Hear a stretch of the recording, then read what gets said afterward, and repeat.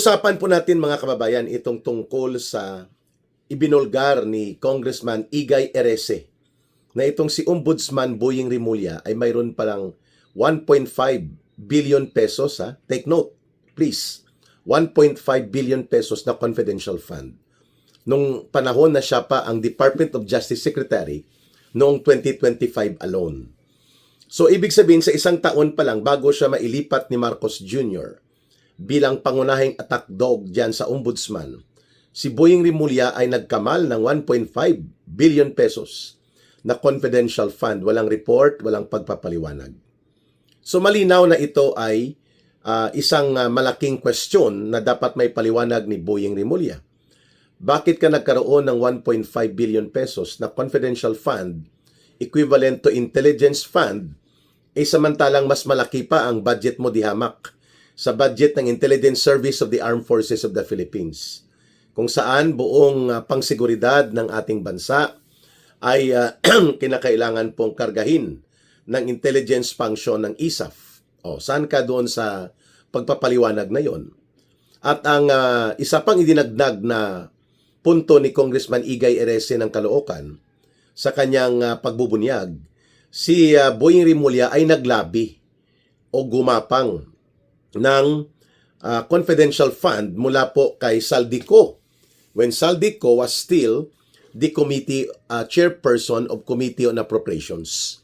Sapagkat ang 2025 budget, ang deliberation niyan langging ay sa August, for example, August ngayon, mga August middle, papasok na po ang deliberation sa budget, ang tinatawag na NEP, National Expenditures Program, na galing po kay Marcos Jr. Wala doon ang kay Boying Rimulya na 1.5 billion.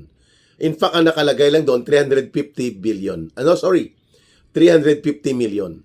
So, 2024 po dinideliberate ang budget para sa 2025. During that time, si Saldico pa ang nakaupo bilang chairperson ng Committee on Appropriations. At itong si Boying Rimulya, mula doon sa 350 million lang ang nakalagay sa National Expenditures Program, pinagawa niya kina Saldico na maging 1 billion 350 million. Mantakin nyo yan. Hindi pa siya nakontento bago pa maging umabot sa bicameral, doon sa bicameral committee conference ng representasyon ng Senate at ng House of Representatives para gawin ito na buo na at final at isubmit for general bill, budget bill, mga kababayan. Nagpasingit pa, nagpahabol pa si Boying Rimulya ng 150 million. So all in all, sabi ni Congressman Igay Erese, 1.5 billion pesos ang naging confidential fund ni Boying Rimulya. Ayan. Ngayon, ang tanong ng taong bayan, saan mo ito ginamit? Ano ang naging diskarte mo at bakit mo iginapang na mula sa 350 million pesos lang ang confidential fund mo sa Department of Justice during the time of the submission of National Expenditures Program for 2025 na ipinasok sa Kongreso noong 2024 mga August or July. At ang tanong sa iyo ngayon, bakit nilagpasan mo pa, Boying Rimulya, ang intelligence and confidential budget ng mga totoong intelligence units of the government like National Intelligence Coordinating Agency, NICA, ang Intelligence Service of the Armed Forces of the Philippines, Philippine National Police Directorate for Intelligence. Lahat ng ito po ay kukulangin pa ang budget nila kung ikukumpara sa budget ni Boying Rimulya.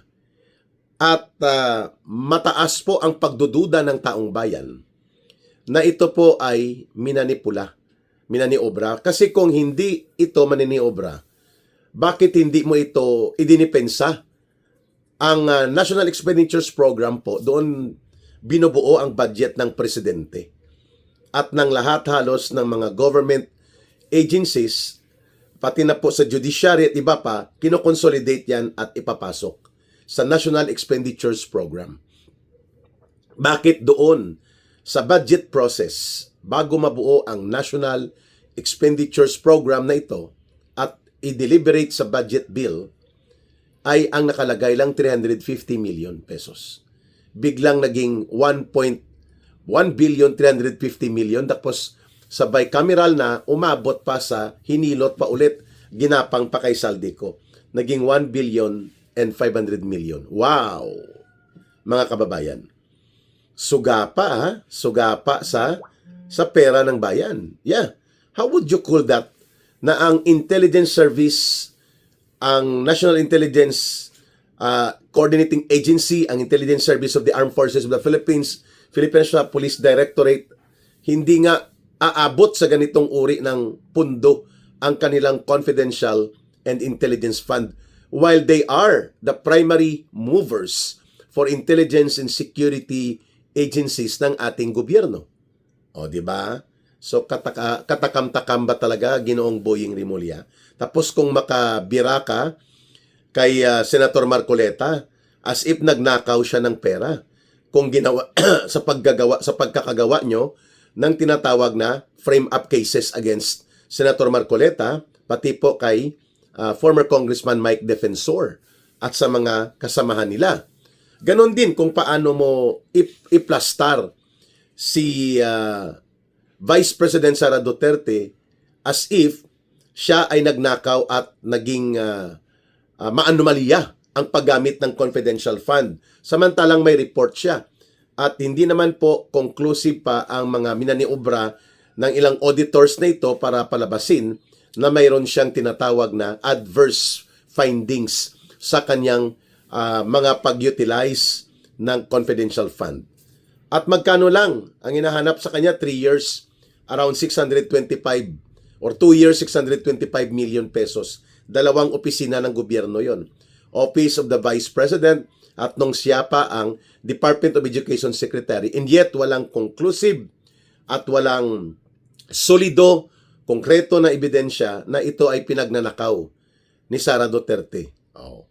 Pero kung maka-akusa kayo ni Marcos Jr. na boss mo, aba, ay parang napakasama at kinaukaw o dinurubo ni Sara Duterte ang confidential fund. Ngayon, ang tanong sa iyo, ano ang pinagkagamitan? Saan ito napunta? Ang napakalaking pundo mo. Nung ikaw ay Department of Justice Secretary pa, doon pa lang sa 2025 budget mo, na minaniobra nyo ni Ginoong Saldico at ngayon ay binubulgar na ni Igay Erese, 1.5 billion pesos. Wow! Ang galing ni Boying Rimulya. At ito pa ang seste. Kailangan bantayan natin dahil nasa ombudsman na si Boying Rimulya at naging principal attack dog na siya ngayon ni Marcos gamit ang poder, kapangyarihan ng mandato ng isang ombudsman. Magkano naman ang kanyang hiningi at minaniobra ngayon na Intelligence Confidential Fund para sa kanyang opisina dyan sa Office of the Ombudsman na siyang pangunahing tirador na nag-frame up ng mga kaso sa mga political enemies and political opposition ni Marcos. Yan ang malaking katanungan kay Boying Rimulya. Dapat kasi kung hindi kayo selective at wala kayong itinatago na mga kaanomalihan dito sa mga pinaggagawa ninyo na pagpapalusot ng bilyones na pondo sa confidential fund, you must be equally the same sa standard kung paano nyo nire-require si Sara Duterte ngayon na ibunyag at ihayag ang kanyang mga intelligence and confidential projects para sabihin nyo na hindi siya nagnakaw. Ikaw, Boying Rimulya, what have you done? Insofar as your 1.5 billion pesos confidential intelligence fund mo sa Department of Justice. Ayan. Hindi siya makasagot, ano? Kaya nga, hindi ka pwedeng magiging may moral authority at kapanipaniwala na may integridad sa iyong mga ginagawa sa pagbitbit ng poder mo, bordering to brazen and outright abuse of your authority sa paggawa ng mga kaso ng mga non-bailable na to, if you are also keeping skeletons in your own closet. Tama ba? Kung may mga bungo ng anomalya at katiwalian ka na pilit itinatago sa aparador mo ng iyong diskarte sa iyong paghawak ng kapangyarihan, when you were part of the Department of Justice bilang pinuno nito, then the moral authority and the moral integrity that you can have, well, in the first place, wala ka naman itong qualification na ito kung bakit ka inilagay ni Marcos dyan sa pagiging ombudsman mo, kapareho ni Matibag sa NBI director position, ay para gawin kayong mga kanyonero, tagapagbira, tagapagwasak, tagapagmaniobra ng mga political opposition figures and political opposition groups. That's the only qualification that can be attributed to you kung bakit ka ipinilit ni Marcos na maging ombudsman. Ayan. Let's proceed dito kay Marcos Jr. Si Marcos Jr. naman, mga kababayan, ang kanyang confidential fund, intelligence fund niya, na nasa hawak ng kamay niya sa kanyang pagiging presidente, simula sa budget ng 2023, 2024, and 2025, ang average po ay hanggang 2026, hindi bababa sa 4.8 billion pesos average. So, kulang-kulang sa 5 billion na pesos. Year in and year out, mga kababayan, to the last single centavo ubos. At isa sa mga malagim na akusasyon dito, hindi ito ginagamit ni Marcos para sa security and intelligence purposes para mapanatiling ligtas at panatag ang ating buong bansa. No! Ginagamit ito para isa dyan pag-maintain ng mga trolls. Ang trolls po, ito yung mga gumagamit ng mga computer at mga social media platform upang magpakalat ng lason ng intriga, kasinungalingan at mga atake sa lahat ng political opposition figures na pinapadumog ni Marcos Jr. At according to resources of information na nakuhanan nila Senator Marcoleta, umaabot sa 1 billion pesos a year ang nagagastos para punduhan itong mga trolls na ito. Ang isang troll na yon, yung pinatay doon sa Caloocan. Yung pangalan niya, yung imbornal ang bunganga, na si Mama Mia, whatever the name. Lipata ang apelyido. No? Yung binaril sa dibdib at sa ulo. Yun, troll po yon, mga kababayan. Yun ang mga troll ni Marcos. At nakita nyo naman ang mga transactions doon, mga kababayan. Millions ang hatian nila. At sa isang buwan lang, nagpapartihan sila ng tagda 2 milyon sa grupo pa lang niya, mga kababayan. Doon sa conversation thread na nakuha at kumalat ito sa social media. At bigla na lang nawala. Yan po ang ibig nating sabihin ng napakalagim at napakasama po nitong pagpundo na mga trolls na to ni Marcos para lunurin sa kasinungalingan at sa kalukuhan ang mga mamamayan. Gamit po ang social media, gamit po ang information environment. 1 billion a year. Ngayon, uulitin po natin kapareho din dito kay Boying Rimulya. If you can insist, if they can insist and make it appear na parang iniiwasan ni Sara Duterte ang detalye kung papaano nagamit at saan napunta ang kanyang confidential fund, the way their allegations are being put up against the Vice President, why can't Marcos become so transparent as well? Paano niya ginamit, saan ginamit? Sa loob ng 4 na taon po, kung ang average ay 4.8 billion pesos, ang confidential fund ni Marcos mismo, saan napunta ang halos 18 billion pesos? 18 billion pesos na ito. At sigurado tayo, kung gumamit sila ng confidential fund na ito para mapalabas ang mga pundo, may kaparehong mga pangalan din po yan na ginamit. Kagaya ng Kukoy Kulukoy, ng Bunjing the Jogging, mga ganyang pangalan po na mga aliases. These are allowable categories of utilization and justification for intelligence projects. So wag po tayong ma-overwhelm doon sa propaganda na may Meregres Piatos, may Yoyoy Villamin, may French Fries King, whatever it is. These are humorous or comedic sounding names. Pero hindi nangangahulugan na kaagad ay mali yan. Pero kay Marcos at kay Rimulya, dahil nga ang kanilang motibasyon, ang kanilang intent ay para ipalusot ang pundo, magdududa ka talaga. There is a strong possibility na ang mga aliases at ang mga paggamit nito, kapag hindi matino ang gumagamit ng confidential fund at ginagamit para ilusot through intelligence projects, kunwari, ay pwedeng maabuso. And that is what they alleged against kay Sara Duterte nila Marcos at ng kanya mga tauhan. Pero ngayon ang tanong ng taong bayan, if you apply and insist to apply that kind of standard para ibulgar kunwari ang anomalya ni Sara Duterte, why can't you also reveal to the point allowable by law and allowable by security standards? Saan nyo ginamit? Sana punta ang inyong mga intelligence fund. Boying Rimulya, 1.5 billion sa 2025 lang na taon. At hindi naman siya ang pangunahing intelligence and security agency. Marcos Jr., for the last 4 years niya sa gobyerno bilang presidente, 18 billion pesos ang naubos na confidential fund niya. And now, he is trying to demand sa Kongreso na ipasa ang 10.4 billion pesos for 2027 lamang. Take note, 2027 lamang, 10.4 billion pesos ang kanyang itinutulak na paaprubahan sa Kongreso dito sa 7.2 trillion budget nga gusto nilang gawin. Wow! Palmolive Naturals helps plump hair cuticles for hair you can finger comb. Talaga ha? 10.4 billion. Dumoble halos, mga kababayan. Alam na po natin na ang 2027 ay election year.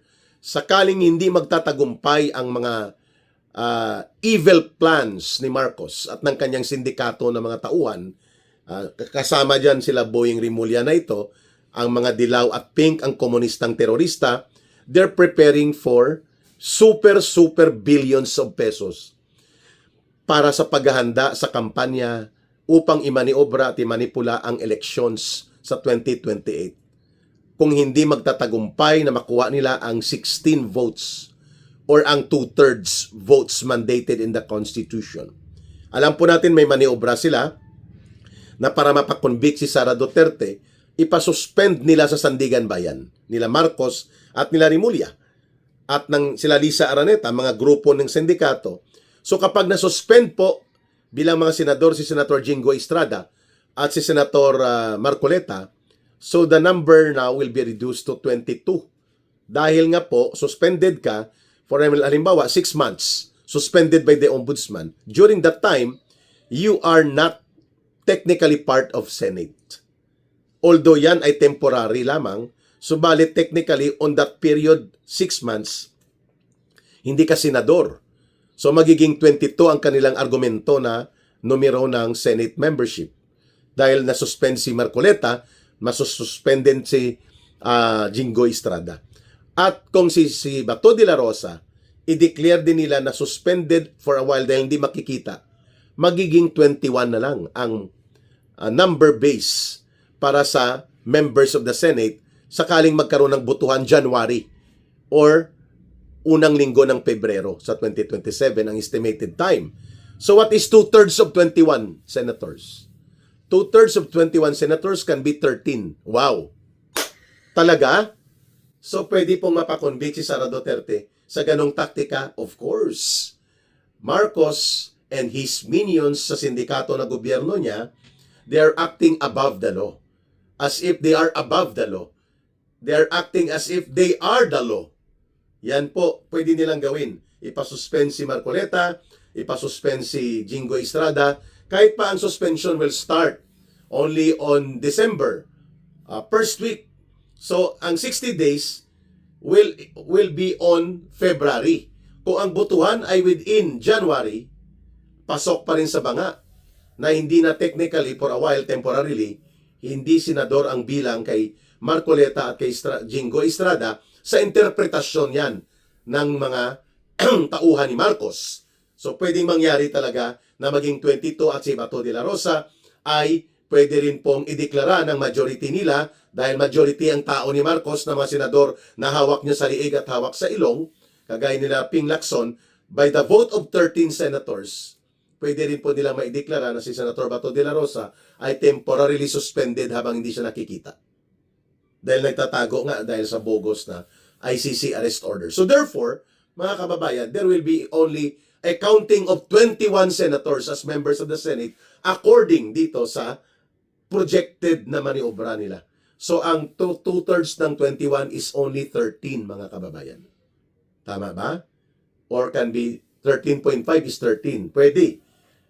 Ayan. So kapag nagtagumpay yan, kaya sila nagtitipon ng pondo. Mantakin mo 10.4 billion pesos ang confidential fund ni Marcos. And that can be used according to the whims and diskarte ni Marcos. So kung mayroon pong mga senador dyan na imamaniobra at mga pilit na gagapangin sa pera, pati sa Sandigan Bayan, pati po sa mga iba pang mga target na punduhan ni Marcos, magagamit niya itong pundo ng mamamayan na itinago at ipatatago niya upang maging ammunition o bala niya sa maruming laro niya sa politika sa 2027 sakaling ipilit nilang senaryo na ito. What is 10.4 billion pesos kung ito naman ay hindi manggagaling sa bulsa mo? Tutubo ka pa. So kaya nga, tutubo kasi pwedeng hindi niya ubusin. Ang gagastusin lang 2 billion. Ang gagastusin lang 8 billion. Tubo pa siya ng 2 billion. Mantakin nyo. Sa kanyang confidential fund, bilyonaryo na si Marcos taon-taon. For the last 4 years, 18 billion pesos po ang dumaan na confidential fund ni Marcos Jr. And yet, not a single word of question upang ito ay hanapin at papanagutin siya. Now you see, sa media, tahimik. Ang mga senador na kanyang hawak na ngayon, tahimik. Lalo na sa Kongreso, sa House of Representatives. So, anything can be possible dito sa maitim at napakasamang balak nila Marcos to do the most of the dirtiest sa mga maruruming laro ng politika. They have resources. And I think one of that is the 10.4 billion pesos na itinutulak ni Marcos in the disguise of confidential fund. Alam na po natin yan, mga kababayan. That we need to be strong in our conviction, that we need to be clear and deliberate in our opposition. I hope nakapagpaliwanag si Ka Eric sa mga projection na mga impormasyon na ito na ating kinakaharap, mga kababayan. Maraming salamat sa inyong pagsubaybay, pagtangkilik, pag-like at pag-share at pag-promote ng ating videos. At kahit papaano po, nagsusurvive pa rin ang ating channel, ang ating mga videos kahit na ito ay inire-report at may shadow ban.